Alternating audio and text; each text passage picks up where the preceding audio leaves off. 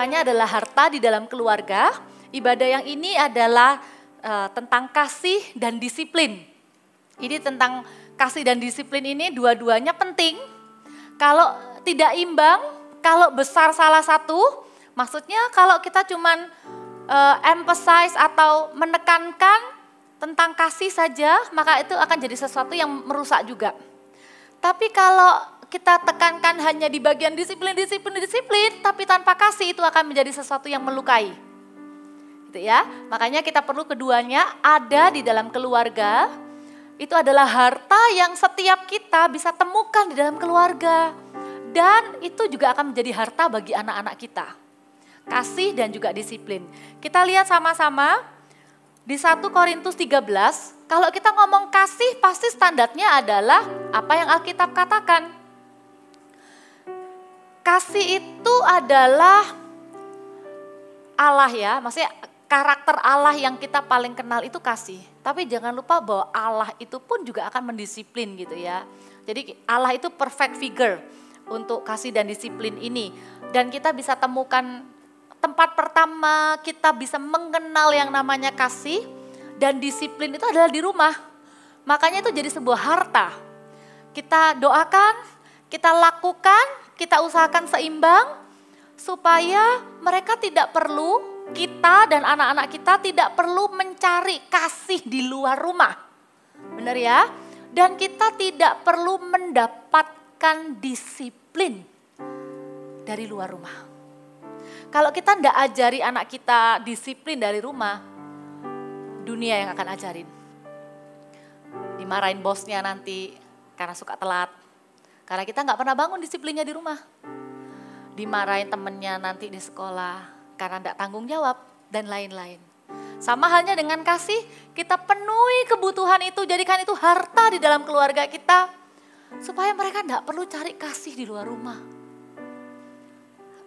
Kita ajarkan untuk papa-papa spend time sama anak perempuannya ngobrol. Papa terutama misalnya memuji anak perempuannya, cantik. Supaya apa? Dia tidak cari pujian itu di luar rumah. Ada banyak hal yang kita bisa kembangkan. Kasih itu jangan pernah jadi basi di dalam keluarga. Kasih itu tidak otomatis ada. Kasih itu secara perasaan, semua orang pasti bilang, ya aku sayang lah sama keluargaku. Bukan itu. Kasih itu standarnya firman.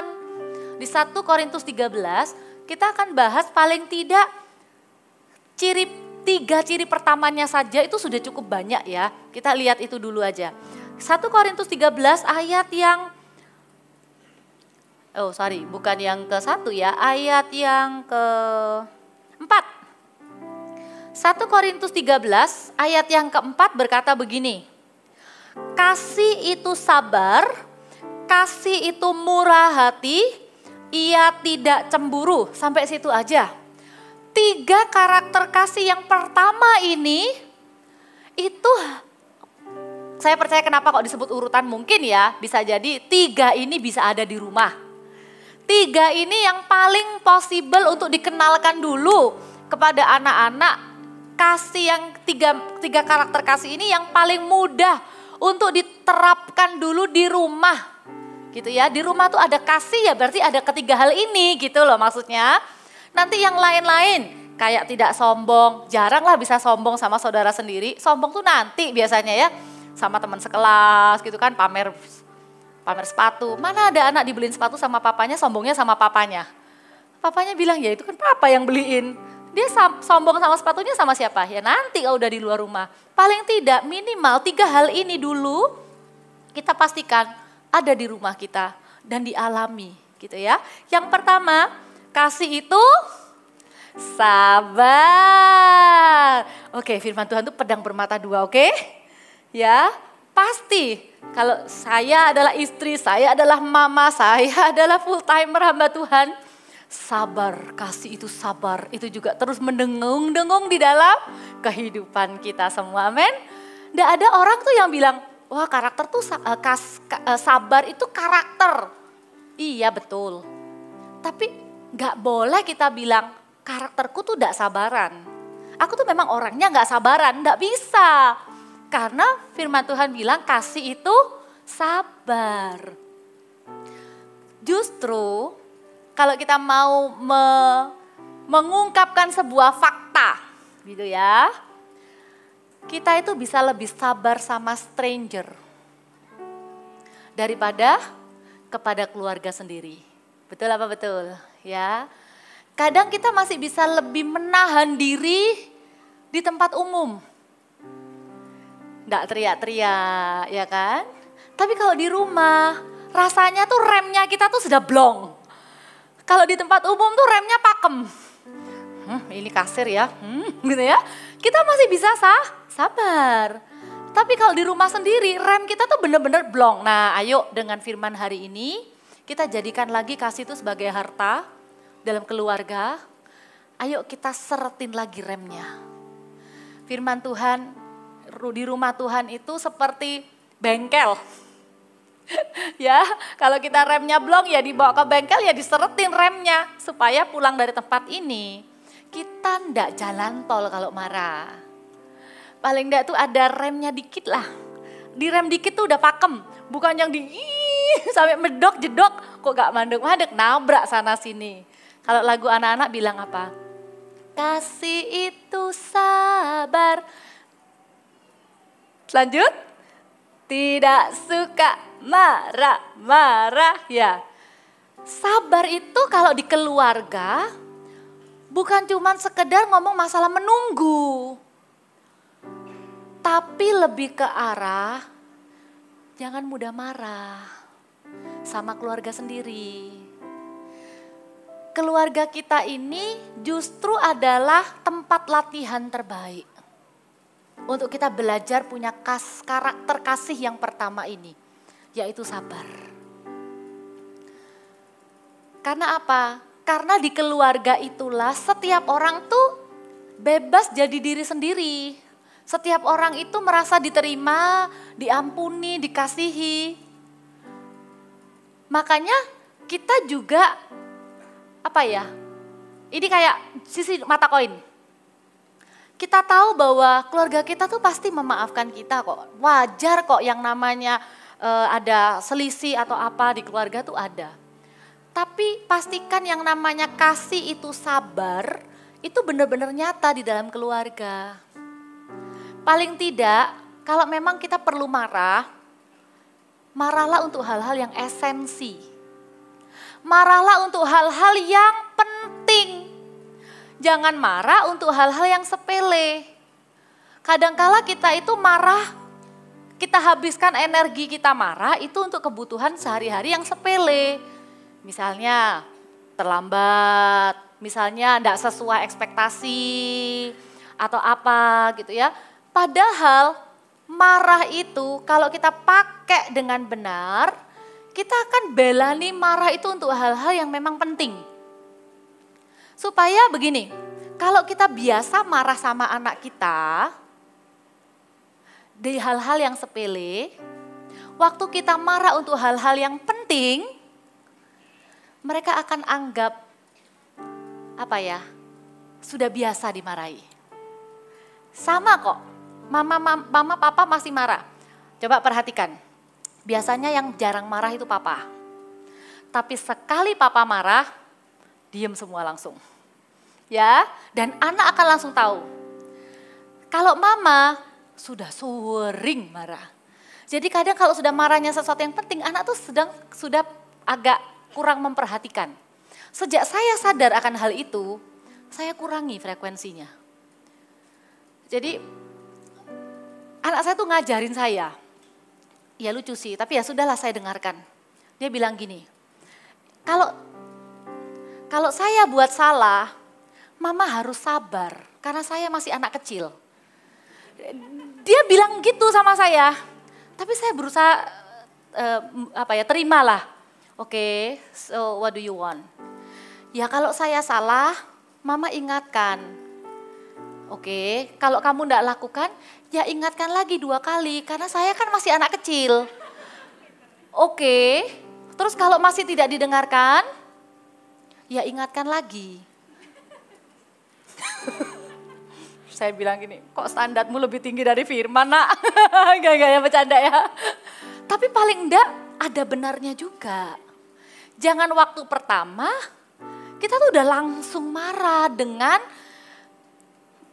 dengan full force. Dengan tenaga dalam yang besar gitu ya. Akhirnya saya sekarang itu ya lucu sih. Agak nakal sih dia. Dia tidak mendengarkan atau melanggar dealnya gitu ya. Saya bilang, ayo. Saya bilang, mama marah. Nah nakalnya, dia itu take it for granted. Saya bilang, mama marah. Terus akhirnya bener-bener saya dudukin gini. Mama ini walaupun gak teriak-teriak bukan berarti mama gak marah. Plus minus ya, tapi paling enggak kemarahan saya tidak menimbulkan damage yang tidak perlu. Tujuannya kita marah itu apa? Mengkoreksi. Menunjukkan bahwa ada sesuatu yang salah dan itu harus ditangkap. Jangan sampai anak-anak itu besar dengan kondisi keluarga yang mamanya sering marah tapi at the end dia bingung. Mama tuh marah apa ya? Jangan sampai sebenarnya mama tuh marahnya sama papa karena dicuekin sama papa, karena gak diperhatiin sama papa, tapi jengkelnya ke anak. Sabar. Anak kecil tuh bisa nge-sense, bisa ngeliat kita ini marahnya apa. Wes lah, minta hikmat Tuhan, anak-anak sekarang tuh pinter. Dealing sama mereka itu gak segampang dealing sama orang tua kita, dealing sama kita dulu ya, bener ya. Kita tuh kayaknya mereka tuh papa sudah, gitu aja kita sudah langsung berubah. Sudah takut, sudah matikan semuanya, kita sudah beres-beres, sudah ini. Kadang sekarang itu ya, karena kita ini ngalami beberapa pengalaman yang tidak enak bersama keluarga kita sebelumnya, akhirnya kita jadi lebih lembek ke anak kita. Makanya poinnya ini nanti akan balance antara kasih dengan disiplin, tapi sabar dulu. Kasih ini selesaikan dulu. Belajar komitmen jadi orang yang tidak mudah marah, itu saja. Tidak mudah meledak-ledak dalam kemarahan. Supaya anak itu bisa menangkap esensi, alasan, penyebab apa yang tidak benar. Maksudnya, oh ini yang salah, oh ini yang salah. Kalau kita marah, kita bisa bias kemana-mana. Kita bisa ngomong, makanya kan lain kali, apalagi kalau sudah ditambah ngomel. Wes bingung dah anaknya, jadi mama ini mau aku beresin ini apa ini? Sabar, oke, satu-satu, ini dulu. Memang harus begitu, besarin anak harus sabar. Amin. Dan papa mama ayo saling kerjasama. Kerjasama itu untuk saling melengkapi. Kalau mama tidak dengarkan sama anak, jangan izinkan suami-suami istrimu naik darah sendiri. Sampai jedok. Jangan, dibantu. Kalau mama ngomong sudah tidak mempan, papa masuk. Dengan suara yang ngebas. Ngerti sudah langsung. Bantu, kerjasama. Jangan sampai ada peran namanya good cop, bad cop di dalam keluarga. Oh, kalau mama nih yang bagian, neguri. Disiplin, papa ini santanya. Papa ini bagian kasih rewardnya, enggak boleh. Kita enggak mau jadikan mama orang jahat, papa orang baik. Kita enggak boleh jadikan mama polisi jahat, papa polisi baik. Balance. Ada reward dari papa, ada reward dari mama. Ada didikan dari papa, ada didikan dari mama. Kalau mama sabar, papa juga sabar. Sama-sama lagi sabar. Atau kalau enggak ya sudahlah, mamanya marah, papanya sabar, tapi diturunkan, ketemu di tengah-tengah, intinya harus nyampe. Kerjasama, parenting itu teamwork, amin. Dan yang kedua, kasih itu murah hati. Murah hati itu kita ajari dari kecil. Kalau ada apa-apa, salah satu keuntungan punya anak lebih dari satu adalah mengajarkan anak untuk berbagi. Ya, itu PR saya karena anak saya anak tunggal ya, my bad, bukan ya. Maksudnya itu planning saya, itu keadaan saya. Saya tahu bahwa PR yang saya tidak bisa pandang enteng dari anak yang sendirian adalah mereka tidak belajar berbagi. Karena everything itu buat mereka. Mereka punya mainan tuh ya buat mereka. Dibawain ice cream sama Popo sama siapa? Ya buat mereka. Paling rebutan sama papa mama kadang ya. Tapi kan papa mama kadang kala ya lebih suka anaknya makan lah. Tapi kalau lain ceritanya kalau punya sibling, bener nggak? Kita nggak usah ajari aja mereka sudah ributan sendiri. Jangan-jangan Tom and Jerry itu inspirasinya dari anak-anak kita ya. Atau kebalik gara-gara mereka suka nonton Tom and Jerry. Nggak. Itu naturalnya mereka. Tapi itu proses yang bagus. Tapi kita perlu ajarin mereka untuk belajar murah hati. Yaitu apa? Belajar berbagi. Belajar let go. Apa yang mereka suka itu belajar untuk kasih. Percayalah itu kalau tidak diajarkan, tidak akan ada dalam diri anak-anak kita. Karena manusia itu pada dasarnya lahir itu dengan self-centered minded. Dengan keegoisan. Rasanya maunya semuanya punyaku. Kalau kita bilang mana ini yang sudah yang mau dikasih ke orang, enggak mau, semuanya punya aku, padahal enggak pernah dimainin tuh. Diajari murah hati, tapi perlu tunjukkan teladan, sedikit nambah dari yang lalu ya, yang sesi lalu. Ajaran kita, kalau kita mau ajari anak-anak murah hati, kita sendiri pun harus belajar murah hati. Kita sendiri pun tunjukkan, waktu kita itu memberikan kepada orang tuh bagaimana, mereka akan lihat. Waktu kita waktu kita masih kecil, anak-anak kita masih kecil, kita itu yang kasih mereka semua kebutuhan mereka. Mereka tuh seasonnya menerima. Tapi waktu kita ajari mereka berbagi, memberi, itu akan mengajarkan kemurahan hati dalam kehidupan mereka. Dan salah satunya lagi adalah begini, bukan hanya kita ajari anak kita murah hati, tapi pastikan kemurahan hati itu terus ada di diri kita. Terutama waktu kita dealing dengan orang tua kita. Saya waktu doa siapkan firman ini, cuman diingatkan satu hal. Kadangkala kita itu perlu mengingat kembali ya kebaikan orang tua kita itu. Supaya waktu kita mau memberi kepada mereka itu kita enggak hitung-hitungan. Kalau orang tua sama anak itu kita tuh enggak pernah hitung-hitungan, bener? Kita tuh rasanya kadang tuh kita enggak beli punya kita belani beli punya anak. Tapi kadang kalau kepada orang tua sendiri, waktu kita sendiri sudah punya penghasilan gitu, kita kadang lupa kasih yang terbaik buat mereka. Kita kadang kasih mereka tuh seadanya gitu. Apalagi kalau mereka sudah tua, sudah kurang ini, saya cuma diingatkan aja, ayo kita sama-sama belajar murah hati juga kepada orang tua kita. Dan juga kepada orang tua pasangan kita, which is mertua kita. Jangan marah kalau pasangan kita tuh memberi kepada orang tuanya. Jangan sampai pasangan kita tuh memberi kepada orang tuanya tuh harus sembunyi-sembunyi dari kita. It's wrong, itu salah. Kenapa? Karena takut. Nanti kalau aku ngasih ke papa mamaku, ngomel nih. Kamu lo ngasih papa mamamu, aku lo beli tas. Bukan, jangan halangi pasangan kita berbakti kepada orang tuanya. Jangan halangi pasangan kita itu berbuat baik pada orang tuanya, karena itu rahasia bahagia dan panjang umurnya juga. Justru kalau bisa sama-sama. Kalaupun misalnya memang ada kebutuhan, bicarakan. Jangan sampai ada keberatan atau amarah yang tidak perlu, yang akhirnya sembunyi-sembunyi kalau ngasih. Saya tahu kenapa kok firman Tuhan ini contohnya diarahkan ke sana, supaya setelah ini mungkin ngobrol ya. Supaya jangan ada hal-hal yang harusnya kasih itu murah hati itu adalah harta di dalam keluarga. Jangan sampai malah jadi bom waktu yang sewaktu-waktu meledak. Yang harus sembunyi-sembunyi itu loh. Jangan ya, pasangan ngobrol dengan baik. Aku kok tergerak ya, mama tuh kasihan. Mama tuh udah gak punya penghasilan. Loh kan masih banyak saudara yang lain, iya tapi gak semua saudara tuh bisa kasih mama. Ya suruhlah mereka kasih ya. Aku yang tergerak, boleh gak? Seberapa? Ya udah, berarti kamu gak usah jajan ya.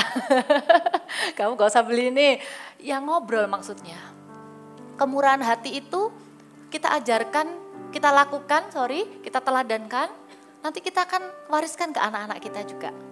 Mereka akan lihat, iya ya keluargaku ini gampang untuk jadi murah hati. Ada kasih di keluargaku ini. Nggak sulit untuk berbagi. Nggak hitung-hitungan untuk berbagi. Nggak harus kaya, Tapi at least apa yang dipunyai itu dengan mudah dibagi. Gitu ya. Amin. Nah kemudian yang ketiga, yang kedua, murah hati juga dalam memberi pujian. Nah ini dia, lebih gampang memuji anak daripada memuji pasangan. It's true. Memuji pasangan itu butuh effort dan butuh kerendahan hati dan butuh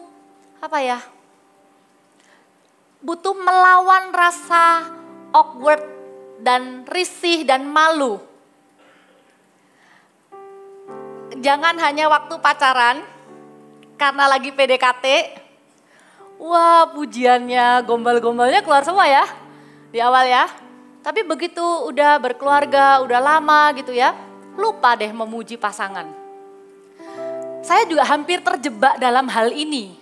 Karena memuji anak itu sangat natural. Apalagi kita lihat anak tuh dari yang gak bisa apa-apa, bayi tiba-tiba berdiri, bisa melangkah, kita bilang wah good job. Dari gak bisa gambar, jadi bisa gambar beletotan, gak jelas gitu, kita bilang wah ini bear ya, wah good job gitu ya. Gampang banget gitu loh, memuji, apalagi kita dapat firman, kita juga ingat iya dulu kita juga jarang dipuji ya kan. Jadi kita tuh pengen gitu loh, anak-anak jadi pribadi yang percaya diri, kita gampang sekali memuji anak. Jebakannya ada di dua hal ini. Satu adalah kalau anak sudah besar. Kita puji anak itu seolah-olah everything for the first time. Memuji gitu ya. Lama-lama kita itu harus sengaja cari alasan untuk bisa memuji. Semakin besar anak, semakin sulit mencari apa yang bisa kita puji. Tapi justru harus semakin sengaja. Kenapa? Karena semakin mereka besar, semakin mereka juga ada celaan, ada hinaan, ada kata-kata negatif yang mereka dengar. Semakin sulit loh untuk kita tuh memuji anak-anak kita yang sudah tambah besar. Kenapa? Semakin banyak salahnya. Semakin banyak kelemahannya. Semakin banyak ndak nurutnya. Semakin banyak berantakannya. Apalagi kalau sudah mulai remaja, udah mulai pemuda. Kita mau muji, itu sulit. Tapi justru praktekkan firman, cari sengaja. Jebakan kedua adalah kita pikir pasangan kita ndak perlu dipuji. Salah. Pasangan kita itu justru, jadi kita gini deh, kalau kita punya anak kecil, masih enak. Challenge-nya cuma ke pasangan. Tapi kalau anak kita sudah mulai preteens, 10 tahun ke atas, 9 tahun ke atas, challenge kita dua. Minta Tuhan hikmat, kemampuan untuk memuji anak kita yang sudah grow up itu dan memuji pasangan kita. Ini PR, saya enggak mungkin suruh praktek sekarang. Kalau disuruh praktek sekarang seru juga kali ya. Kalau suami istri lihat-lihatan, disuruh muji, paling-paling yang keluar, kamu cantik, ya kamu ganteng. Paling-paling gitu ya. Tapi belajar memuji detail. Saya belajarin dari suami saya. Suami saya itu kalau muji detail. Dia itu bisa muji saya sedetail ngasih koreksi ke saya. Serius. Jangan sampai kita itu jadi orang yang bagus dalam mengkritik. Bagus dalam menunjukkan kesalahannya dengan detail banget. Kita bagus banget kasih tahu kamu tuh harusnya kamu tuh atur ini, kamu bangun lebih pagi gini-gini, detail banget. Tapi kalau disuruh muji kita enggak punya kata-kata. Ada satu kali suami saya tuh ngajari saya gini. Kalau enggak bisa muji detail, jangan kasih koreksi detail. Oke. Belajar muji detail. Belajar enggak akan kebablasan jadi sombong kok. Kalau kita tuh memberikan pujian kepada anak-anak kita yang udah mulai dewasa, mulai besar. Kenapa ya? Mungkin itu manusia ya. Lidah ini rasanya keluh kalau disuruh memuji orang. Memuji pasangan itu rasanya ada kodok gitu. Di sini yang bisa bikin kita tuh enggak bisa ngomong. Ada rasa malu, risih yang tidak bisa kita ungkapkan. Tapi kalau menyampaikan ketidakpuasan, kita bisa begitu lancar dari A sampai Z, bahkan komanya, titiknya tuh kita bisa detil. Kasih itu murah hati, belajar berikan pujian.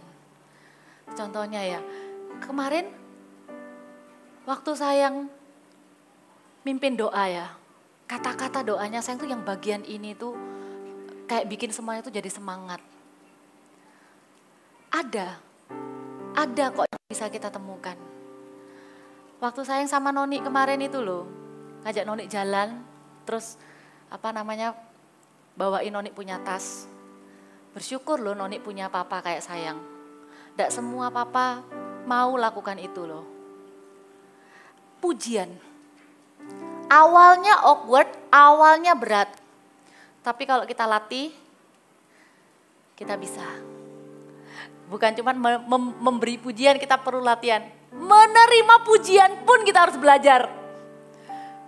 Waktu dipuji itu bisa kayak, ya gak lah, gak gitu. Atau kita bilang, dia bilang, iya thank you. Itu saya yang tegur suami saya. Waktu saya puji tuh dia bingung harus ngapain. Karena very introvert kan orangnya. Waktu saya puji dengan sangat detail, dengan penuh kekaguman gitu ya. Dia bingung harus berbuat apa. Terus saya ketawa, saya pukul dia. Ayo belajar bereaksi dengan benar waktu menerima pujian. Waktu cuman, gitu. Bilang terima kasih. Ya makasih. Oh. Iya kayak gitu, latihan. Kalau anak saya, aduh paling pinter muji papa mamanya. Paling, karena apa? Karena sering dipuji juga. Nanti sesekali kalau dia sudah agak dewasa, dia sekarang udah umur 10 tahun. Aduh beneran, mulai sulit loh cari apa yang bisa dipuji. Karena kalau saya bilang, you are smart, dia sudah, I know. Harus lebih kreatif gitu loh. Jadi perlu lebih kreatif gitu loh cari, tadi yang ini loh, yang itu gitu ya. Dia sekarang sudah kayak lebih, gitu ya. Tapi saya juga harus ajarin, hey, sudah lama loh mami juga, how about me? Terus dia langsung peluk. Terus dia mikir gitu. Kapok. Udah ya, itu intermezzo ya. Jadi kalau di rumah itu ada pujian, pasti atmosfernya itu bertumbuhnya, orang berubah lebih baik itu karena dikasihi. Pujian itu adalah pupuknya untuk kita bisa bertumbuh jadi lebih baik. Puji setiap progres. Puji setiap progres walaupun tidak sempurna.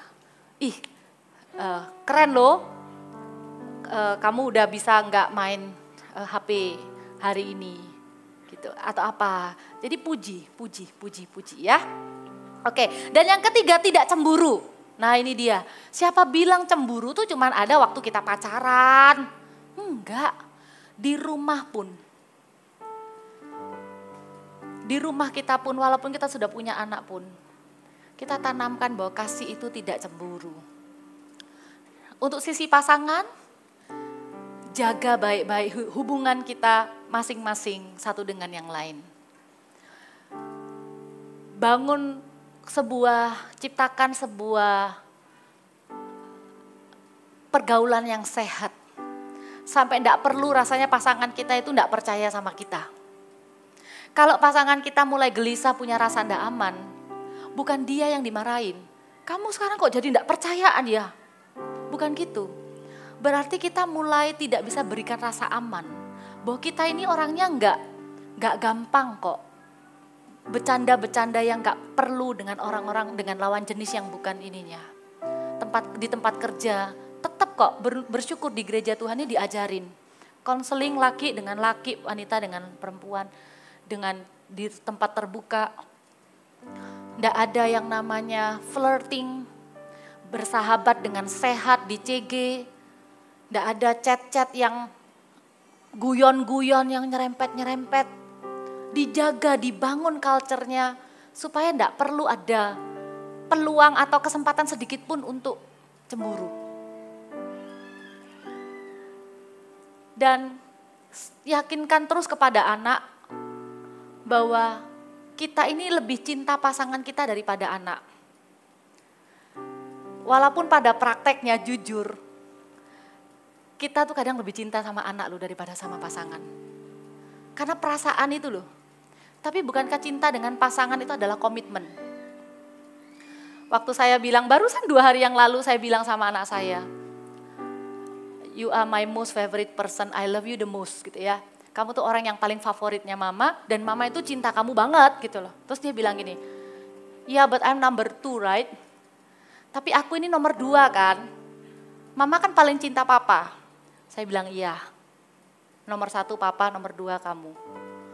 Jadi anak juga harus tahu bahwa mereka ini enggak boleh jadi pemisah antara papa dengan mama. Terus papa sayang mana, mama apa aku? Nah boleh, papa pasti sayang mama dulu. Kalau papa enggak sayang mama, kamu enggak ada nak. Jadi anak harus mengerti itu. Nah kalau anaknya 2 sekarang gimana? Selalu kalau ngomong sama orang A, anak A ya anak A itu yang paling spesial. Ngomong sama anak B ya anak itu spesial. Begitu dua-duanya, ya dua-duanya spesial. Dua-duanya spesial. Walaupun kadang ada kecenderungan. Oh ini lebih dekat sama mama, ini dekat sama papa. Tapi cinta semua sama-sama 2. Bareng. Nggak boleh ada favoritisme dan anak harus dikasih pengertian itu bolak-balik harus merupakan sebuah deklarasi statement dari orang tua. Mama punya 2 anak, dua-duanya mama cinta. Walaupun sudah bolak-balik aja ya, didengungkan, dikatakan, iblis itu paling jago menanamkan yang namanya roh yatim piatu dalam diri setiap orang. Saya termasuk salah satunya. Saya mau bersaksi, saya ini anak ketiga dari 7 bersaudara. Banyak ya.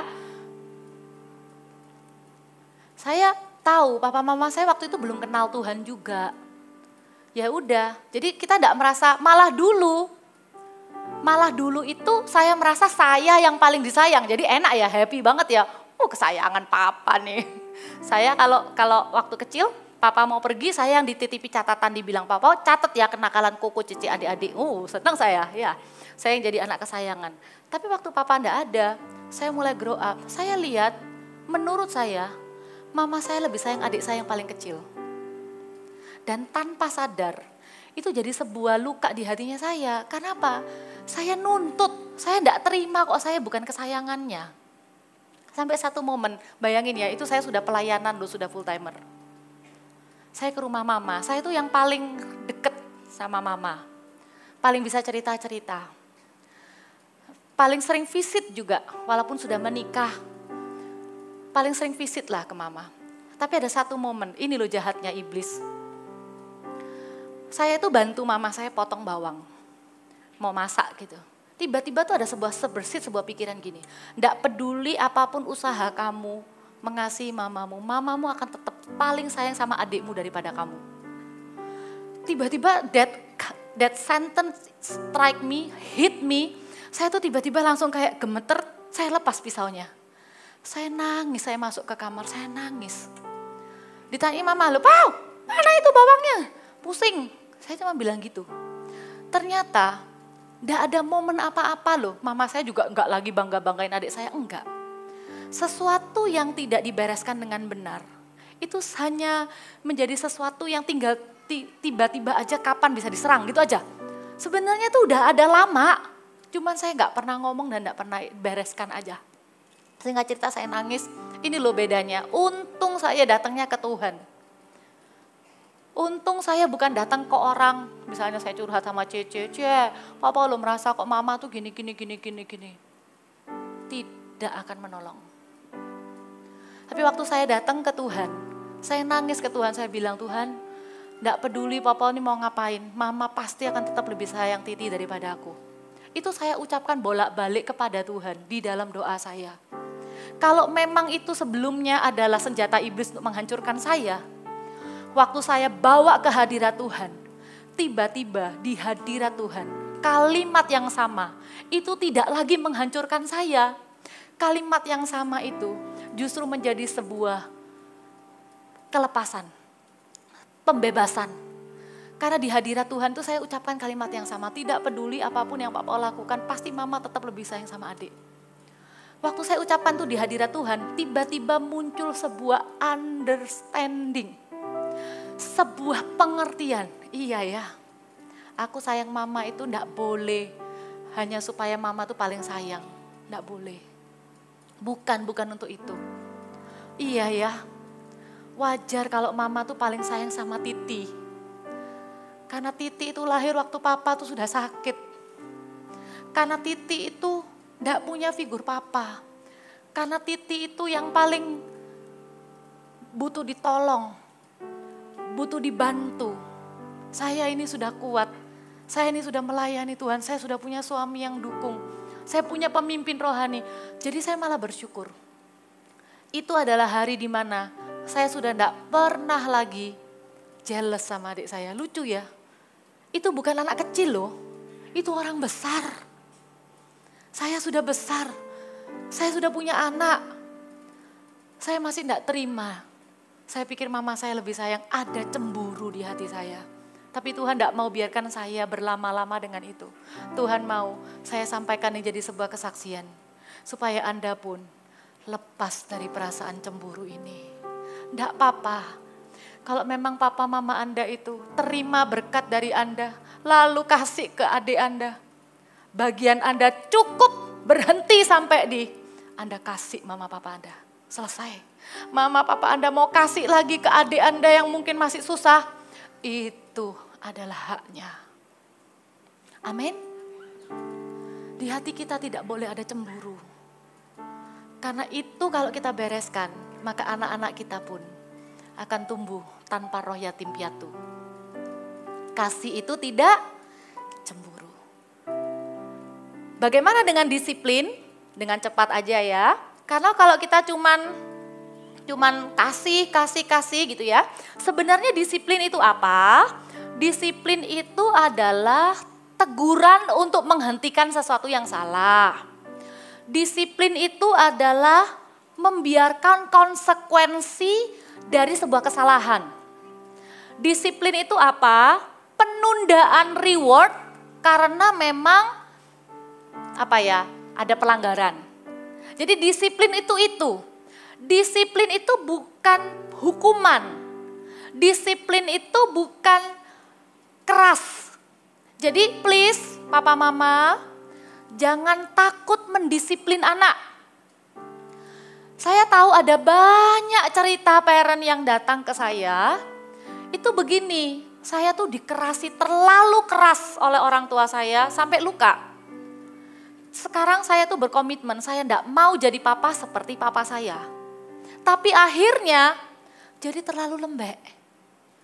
Jadi terlalu lembut yang bukan salah ya, tapi akhirnya tidak berani konfrontasi kalau anak salah. Jangan, kasih itu harus diimbangi dengan disiplin. Anak kita itu butuh disiplin.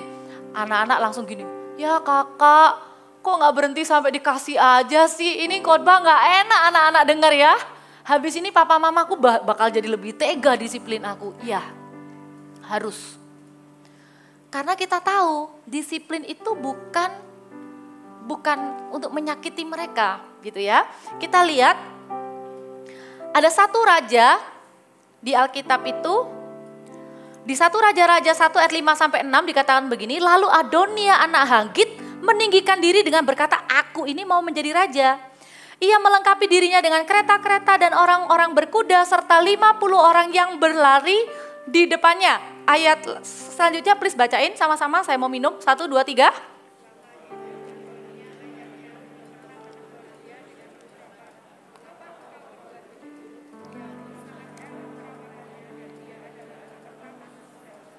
Ya, jadi dikatakan ayahnya Adonia ini namanya Daud. Dikatakan Daud ini belum pernah menegur dia. Jadi belum pernah didisiplin. Akibatnya apa? Ngelunjak. Saya enggak tahu bahasanya Indonesianya apa yang ngelunjak ya. Yang ngelunjak lah. Enggak ada yang perlu translate ya. Yang ngelunjak seperti Adonia. Dia enggak menghargai otoritas ayahnya, siapa yang dipilih sama ayahnya, dia mengangkat dirinya sendiri. Itulah kalau anak-anak tidak pernah disiplin. Dia enggak tahu bahwa ada otoritas over him. Tapi dia tidak tahu bahwa kita ada otoritas di atas mereka. Mereka yang mau ngatur semuanya, mereka yang direct kita, mereka yang semena-mena. Kalau dari kecil kita tidak bisa lakukan itu, akan lebih sulit lagi waktu mereka remaja. Dan akan lebih sulit lagi waktu mereka dewasa. Disiplin dimulai dari sekarang dan standarnya adalah firman ya. Ayat 29 ayat 15 Amsal dikatakan begini, tongkat dan teguran mendatangkan hikmat. Wow, ternyata disiplin yang berupa tongkat dan teguran mendatangkan hikmat. Lebih baik mereka itu ngalami kerugian tapi masih dalam proteksi kita untuk kita barengi, kita dampingi. Gak gara-gara gak belajar nilainya jadi jelek, nangis-nangis, ya udah kita dampingi. Masih di dalam proteksi kita bisa kita arahkan. Daripada mereka dihukum nanti sama dunia. Gak punya karakternya. Lebih baik kita disiplin dari rumah. Dikatakan begini, tetapi anak yang dibiarkan mempermalukan ibunya. Didiklah anakmu, amin.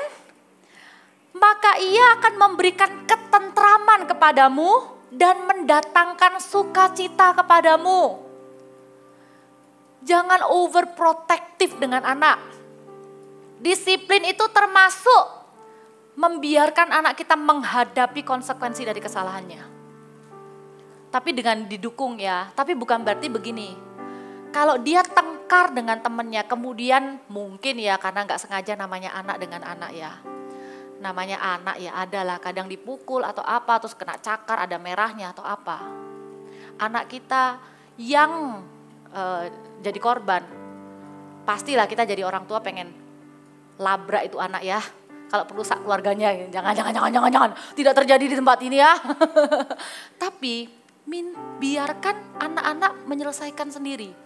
Di satu sisi pasti orang tua yang punya anak ini juga akan mengajari anaknya untuk tanggung jawab.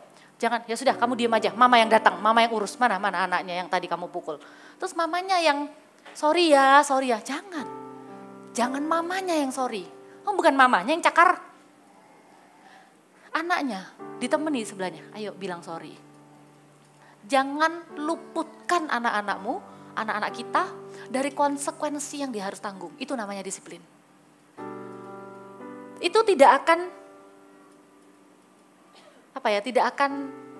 dalam tanda kutip ya, membunuh dia. Ayat firman Tuhan lagi katakan begini, hajarlah anakmu selama ada harapan. Tapi jangan engkau menginginkan kematiannya. Oh ya pastilah Kak Man, mungkin kita inginkan kematiannya, itu kan orang gak kenal Tuhan. Ternyata bukan itu. Hajar di sini tuh artinya chasten atau disiplin. Hukumlah atau disiplinkan anak kita selama ada harapan, maksudnya karena di dalam disiplin tuh ada harapan. Tetapi jangan kau menginginkannya tuh lebih ke arah, kalau tidak kamu lakukan, kalau tidak kita lakukan, maka itu akan pertama destruktif dan yang satu lagi ruin lives. Jadi kalau kita tidak mendisiplin anak kita, dia tidak akan mati kok. Tapi dia akan rusak dan hidupnya itu akan berantakan. Kurang lebih gitu maksudnya, lebih mudah dimengerti ya kalau kita lihat dari berbagai versi. Jadi jangan tolak didikan, jangan tolak disiplin, tegakan untuk disiplin. Bahkan kalau perlu dampingi waktu dia disiplin. Waktu dia menerima disiplinnya itu kadang kita tidak tega ya. Apalagi kalau papa sudah marah hukum anaknya, mama itu bisa bela. Enggak usah lah Pak, enggak usah nanti anakmu tuh. Jangan, biarkan dulu, papa tahu kok apa yang dia lakukan. Tapi habis itu ingatkan, Pak setelah didisiplin diajak ngomong, jangan dibiarin. Disiplin itu seperti mengoperasi sesuatu yang salah, ngasih obat. Tapi jangan lupa ditutup lagi dengan kasih. Kalau enggak, itu operasi percuma. Dibelek, diambil kankernya, tapi dibiarin terbuka. Ya buat apa? Kasih dan disiplin itu selalu bekerja sama. Mulai dengan kasih, isi dengan disiplin, akhiri lagi dengan kasih. Amin.